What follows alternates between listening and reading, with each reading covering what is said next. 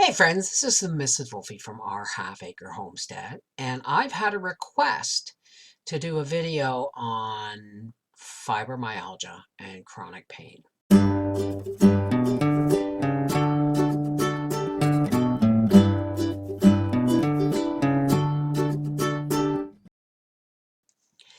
Now, I'm going to read you the email, and it says, "Hi, Mrs. Wolfie. I hope all is well with you. I'm requesting that you make an educational video about fibro and chronic pain. Things to talk about would be what is fibro chronic pain, how it affects one's life, how it can affect those around you, what not to say or do to or with someone who has chronic pain or fibromyalgia. I think those are the most important points. I know you will cover all of those points and more. I think a video like that is much needed. If you can take the time to make this video, it would be greatly appreciated. It doesn't need to be a live chat, just a well thought out video to educate people about fibro and chronic pain." Okay, so let's talk about the first thing. What is fibro chronic pain? Okay, you got to separate the two. Chronic pain is chronic pain. Chronic means it's all the time. It's a reoccurring thing. Fibromyalgia pain is a whole other ballgame. Okay, I happen to have both because I have osteoarthritis and I have rheumatoid arthritis. So, and I have fibromyalgia. So that's why I've made a distinction between the two. I've just answered it. Chronic pain is ongoing pain. Fibromyalgia pain is something I have no idea how to understand it. Okay. All I know is that certain parts of my body, something will go and then that will trigger widespread pain in certain areas. The way I describe it to people is every injury or body trauma I've ever had comes back to visit me every once in a while. Like car accidents, because I've been in a couple. Okay, I've been in a few. Not big, not bad ones, but car accidents. Um, Having to have C-sections, that's a body trauma. Surgeries are a body trauma. Falling off a bicycle, okay? Swinging from my Aunt Doll's willow tree and the branch breaking and landing on my head on a slate walkway. Landing on my head when the handlebars came off my, yeah, you're going to hear that. Landed on my head a lot. But seriously, if you think about all the traumas your body has ever been through and that they come back to visit, that's how I view fibromyalgia. It's like a memory pain. Now that's probably totally inaccurate, but even Howie now understands that when I go, "Oh, what did I do to my shoulder?" He said, "You dislocated it in 1982, Bev, or 1983. You dislocated it in 1983." I went, "Right." And I go, "God, why can't I move my neck?" He said, "Bev, remember when you wrecked the Acura?" That kind of thing. This is, you know, even now, we're still learning about fibromyalgia with me. I'm getting a rash, but rashes, unexplained rashes and itchiness are also a part of fibromyalgia. Okay? There's so many things they don't know and so many things they're still learning. But I call it memory pain. That's what I call fibromyalgia. How does it affect one's life? It's not just when you have chronic pain and fibromyalgia, it's not just about how it affects your physical life. It affects your entire life. Why? Because you no longer become a reliable witness to your own pain. Does that make sense? For instance, I went and saw a gynecologist yesterday, and he explained to me that there's only one nerve in your gut area, like around your ovaries and your bladder and all that stuff. There's only one nerve that goes to your brain telling you that there's a problem down there. He said it's really hard to diagnose abdominal pain without, stuff. And I said, I'm really hard to diagnose pain, period. And he said, what do you mean? I said, I have fibromyalgia. And he said, I wish you'd have told me that. He wrote that down. And then, so I had to start telling him about all the surgeries I've had and scar tissue removal and all these things. And I said to him, I am not a reliable source to gauge pain because I'm in pain all the time. And it kind of is like a humming. It drowns out a lot of other painful symptoms. You're so used to being in pain and so used to saying, oh, it's my fibro or oh, it's my arthritis, that you can very easily miss some very important pains that you should be paying attention to. So in that way, fibromyalgia can be very dangerous. Chronic pain and fibromyalgia can be very dangerous because you may not always understand the danger that your pain could be telling you, right?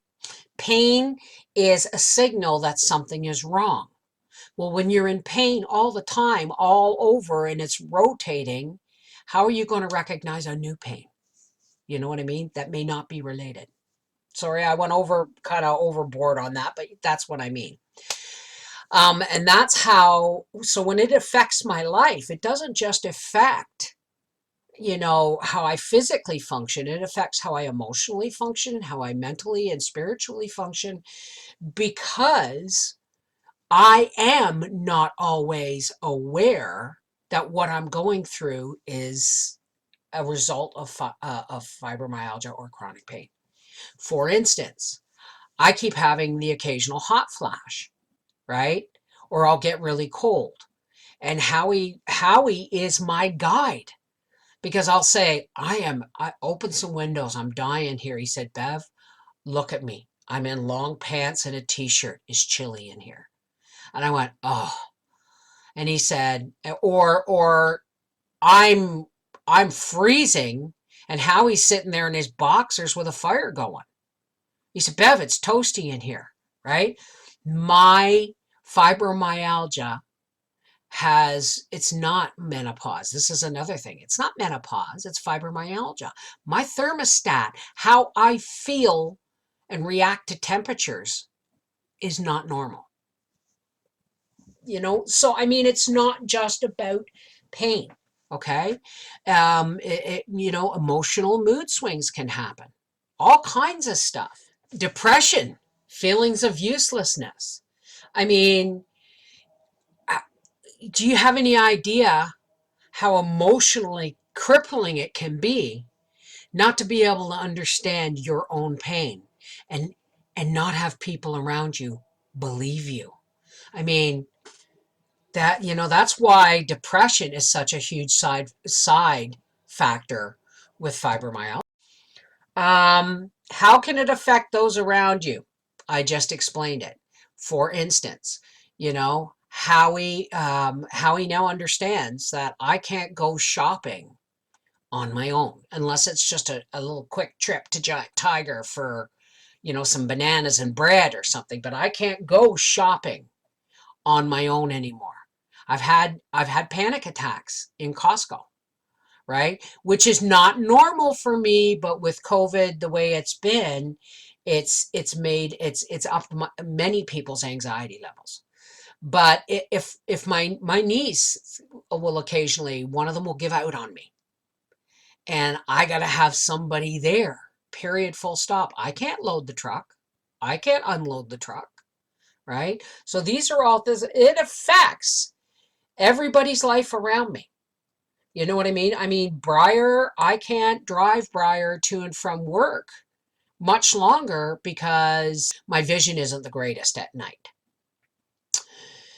So Howie has kind of become my cursor for, for my fibromyalgia. He's the calm voice of reasoning when I go, Jesus, why am I itchy? Bev, you have fibromyalgia, right?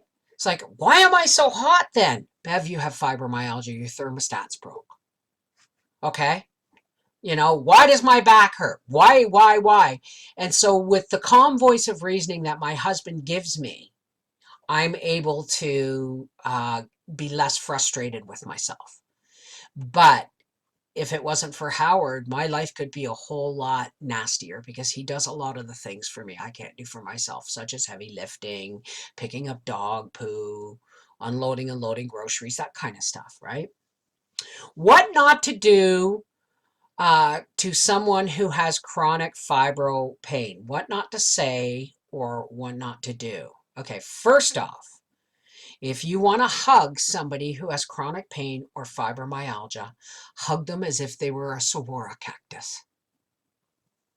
Why? Very, very, very gently. Ask first. Don't just go up and grab a fibromyalgia person. Last Thanksgiving, last year, my cousin Kevin came up and he slapped his hand on my shoulder and squeezed and gave it a jiggle, and he goes, "How's it going, Bevy?" And I went, and my legs straightened right out. I was in my power lift chair, and I said, "Kevin, honey, you got to learn. You can't just walk up and manhandle people like that." And he said, "Manhandle?" I said, "I have fibro, sweetheart. And I'm in a lot of pain. And what you just did felt like you punched me." And he goes, "Oh, Jesus." I said, "I'm sorry, sweetheart." So treat people with fibromyalgia as if they are delicate flowers or a bloody cactus. Okay? Is it okay to hug you? And then wait for them to be in the hug. Right? Don't you hug them. Let them hug you until they're comfortable, kind of thing. And don't ever roll your eyes when it's like an ow, ow, ow, ow. I don't even know I'm doing it anymore. Ow, ow, ow, ow, ow. Oh, shit. Ow, ow, ow, ow. Oh, ouch, ouch. Right? I don't even realize I'm doing it. But when you can't do something that maybe, and there's going to be times you can do something one day and not the next, and then you'll be able to do it again a week later. So don't roll your eyes or look askance at somebody who could lift a bag of potatoes yesterday but can't lift it today. All right? It's not going to make any sense to you because it never makes any sense to us. Right? So I hope I have covered. Oh, one last thing. When you go, if you have to go to a hospital emergency room for an injury, be it back, knee, shoulder, ribs, whatever the case may be, never, ever, ever tell the triage nurse that you have fibromyalgia. Because they're going to think, "Oh, God, somebody with pain in their head again," or it's not as bad, or, whatever. They're going to put you at the back of the line because they're not going to think your injuries are real. Okay? So please be really, really careful when you're in an emergency room. Don't tell them you have fibromyalgia until after they have assessed the damage. All right?